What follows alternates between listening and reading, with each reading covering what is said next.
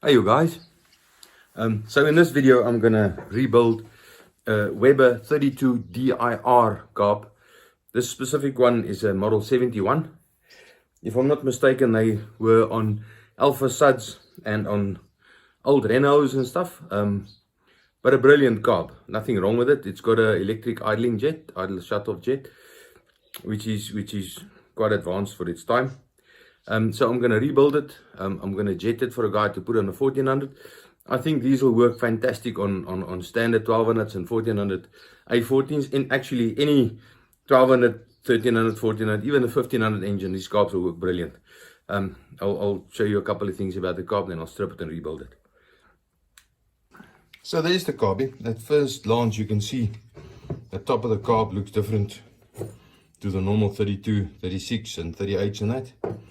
Not a problem. When you look at it, you can clearly see it's a Weber carb. On this model, the acceleration is on the left choke, not on the right like we used to. And this one has actually got a nice bracket for a cable, a throttle cable.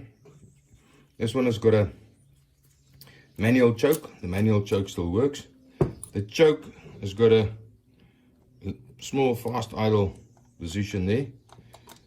And you pull it flat out, and it's also got a vacuum here, vacuum system.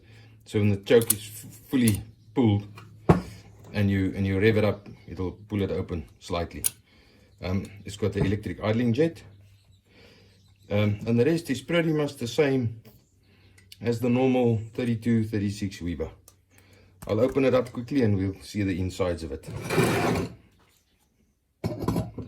So in these carbs, to take the top off, you can see somebody's removed one butterfly. I've got a butterfly that I'll put in there. You've got to pull this link out to take the top off, and on the other side, you've got to pull that split pin out, then it'll come out. I'll do that quickly. So the carb is open. You can clearly see this carb stood for a long time. Look at all the gunk inside. So I'll have to give it a decent clean. Something made a nest there. Something made a nest there. But yeah, I'll strip it further and we'll see where we get to. We'll get it running, not a problem.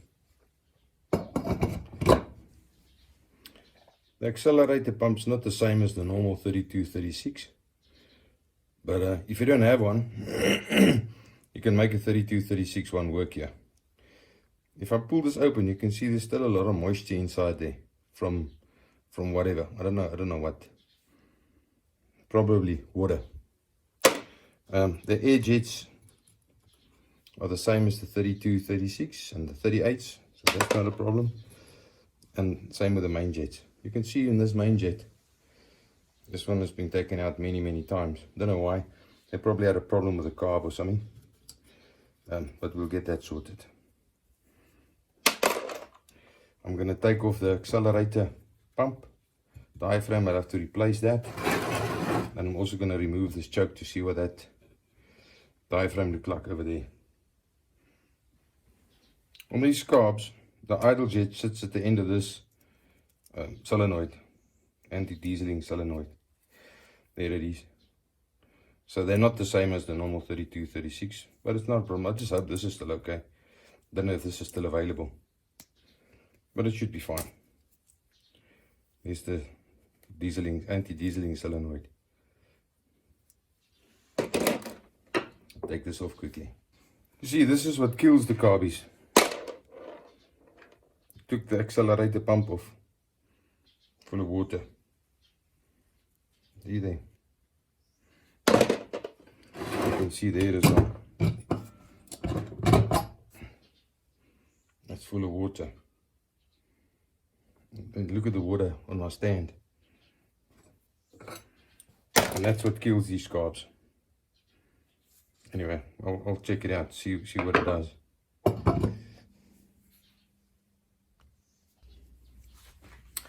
So the normal 32, 36 38 and all of those, the butterflies, choke butterflies, are much bigger than this little one.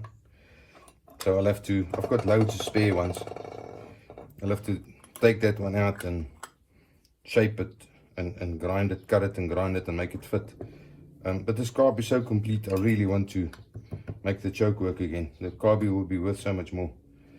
So yes, I'll have to do that as well. I'll just put that in that bin for now.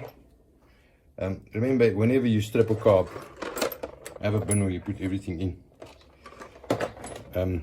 Number one, you're not going to lose it. Number two, when you finish, the bin must be empty, otherwise you forgot something. So I'm going to soak this for a while, and I'll still check the emulsion tubes out. I'll soak this for a while and see how this comes out. So okay, the carby is nice and clean. I'm fairly happy with it.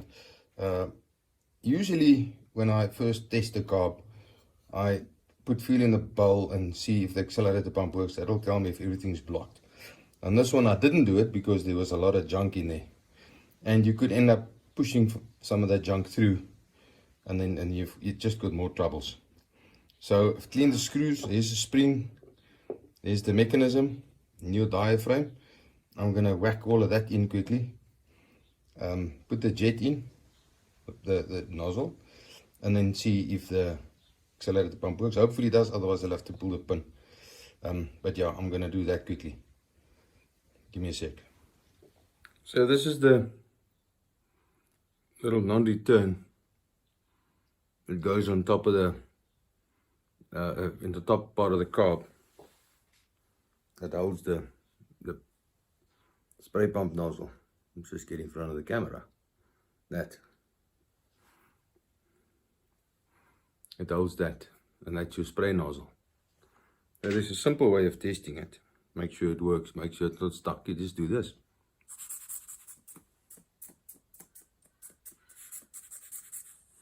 So when it's down, when it's upside down, it must let air through. And when you turn it the right way up, it must stop. So because it's a little non-return valve. And you can test all your carbs, these little devices like that. Simple.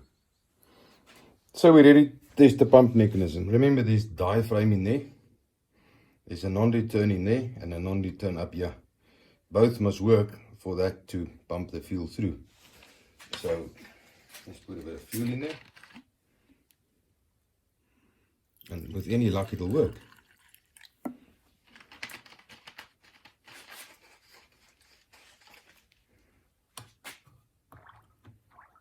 It's a good sign.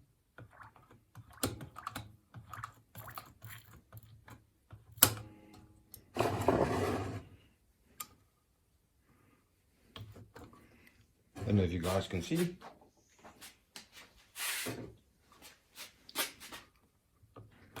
But it's spraying. I'm going to show you guys. There. See? Looks perfect. You can see all the fuel running at the bottom. Cool. So okay, it's become time to do the float level. So first of all, sorry for that, we need to put a gasket on. There's two type gaskets for these. I have these cut by a friend of mine. They've got different shapes there, but this one works for both. That one works for both of them. So the gasket has to be on. I've already put the needle and seat in. The needle and seat is normal 175. It's the same as on all the other 32 carbs and 32, 36. That'll even work on a 38 degas, so you're never going to have a problem with spares on these carbs. And then the float goes in. You just hook it and put the pin in,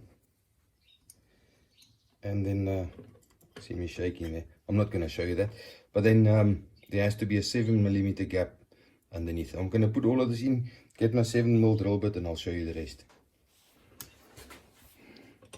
So okay, there's a 7mm drill. So when you rub it through there, it mustn't touch the float. So you can see this float level is too high. It's upside down, so if it's that way, it'll be too high. So when you rub it through there, it mustn't pick it up. And then it's pretty simple. All you do is you put that in there, twist it a little bit, and then just do it again and again and again until it doesn't rub anymore.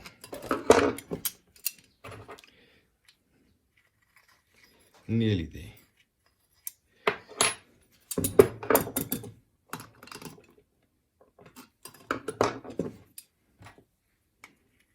There we go. There we go. And then there's a second position when it lifts up. It mustn't be too high. This one seems okay to me. There's a setting for that. 7, and I think the next is 14mm drill. I'll just adjust this one. Sometimes when it goes too high, it gets stuck in the bottom of the flow bowl. Your carb floods and you don't know why. So I'll adjust that one as well. I've adjusted that one.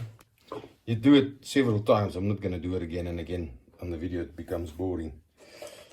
Next thing to do is to put that little filter on. This one is still good. I'm just going to give it a bit of good old carb cleaner. And then put the cap on. This cap's got a taper. Some of them has got a gasket. Clean it out nicely, put all of that back. Then I'll put the carb top on, which is a bit of a trick. We'll pick this up there. So, okay, to put the carb top on, this pin hooks into the choke. That's got to go through there. It's got to go through there, and that's going to hook in there eventually. So, I just put it through like that. Make sure it goes through.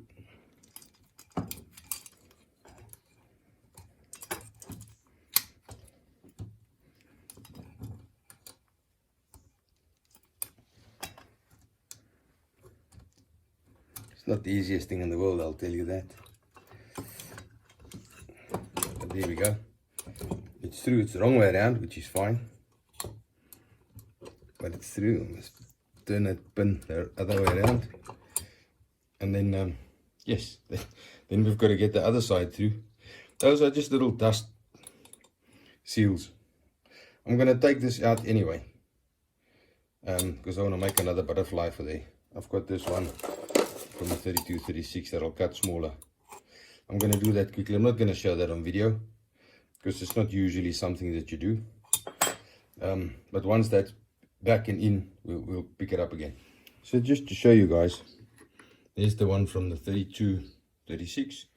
That's the one for this carby. So I've put it on top of it like that, marked it with a screwdriver, and I'm just going to cut it out and sandpaper it a bit, and then it'll fit. So okay, I've made the other little butterfly.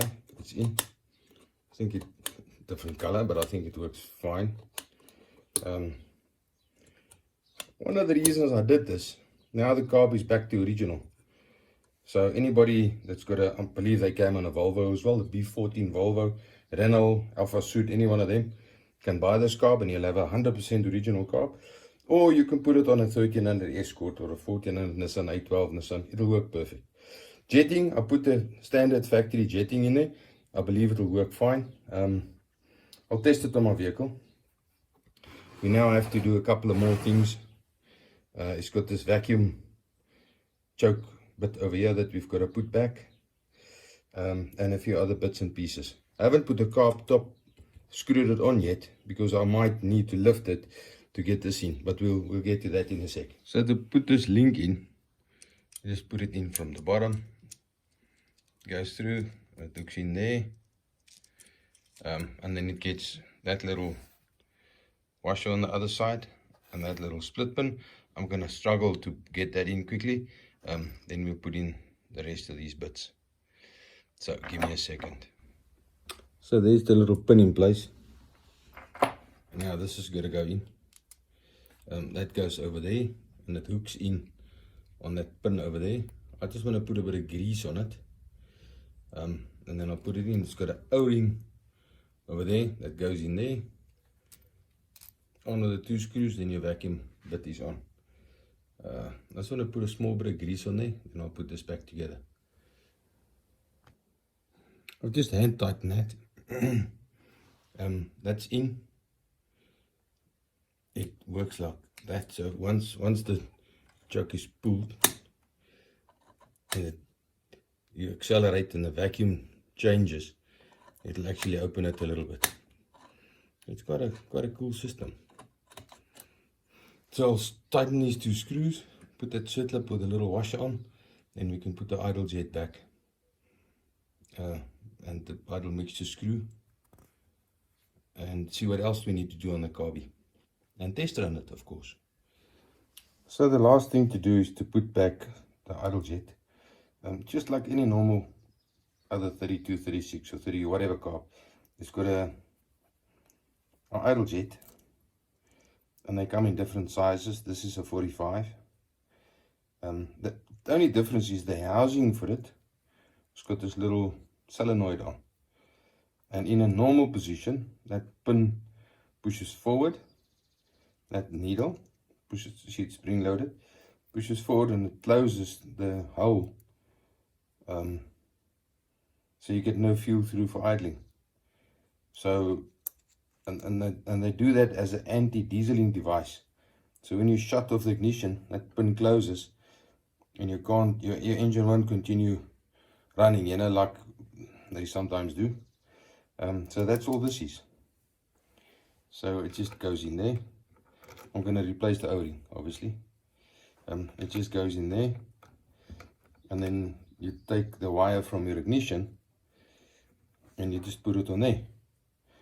So when you turn on the ignition, it will energize that that solenoid will pull that pin back, and it will be open. The idle jet hole will be open, it can idle, and when you turn off the ignition, it closes, and you don't get that detonation after you've turned off the ignition. So it's actually quite good. My vehicle with a 38D gas on it sometimes does that when it's very hot. I turn it off and the engine starts, it actually keeps on running a little bit. So I'm just going to replace that O-ring, and then this carby is done. So that is it. Rebuild on a 32 DIR done. Quite a nice carb. There's not a lot of difference between that and a 32, 36 and all the rest of the normal 32 DFMs and 32 DGEVs and all of them. They're basically all the same. Accelerator pump fits, it's the same. The jets fits, the emulsion tubes fit, they're the same. Air jets, main jets. This one has obviously got the electric idling jet, which I think is quite cool. Manual choke, so you can put it on any old car. Yeah, I'm not going to test run it in this video clip. I'll make a separate video of that, because I've got to make a linkage to fit on my vehicle. This works the other way around to what my vehicle does. So everything is going to be on the back of the carby. Mine, on my, everything is on the front. But yes, that's it. It concludes the build on a, or I shouldn't call it a build, a revamp on a 32 Weeby. Anyway, I hope this helps someone. Like I say, 32 DFM, DIR, they just about the same carbs. All brilliant, all made by Weeby, all genuine stuff. Brilliant. Anyway, hope this helps someone. Keep well, be safe.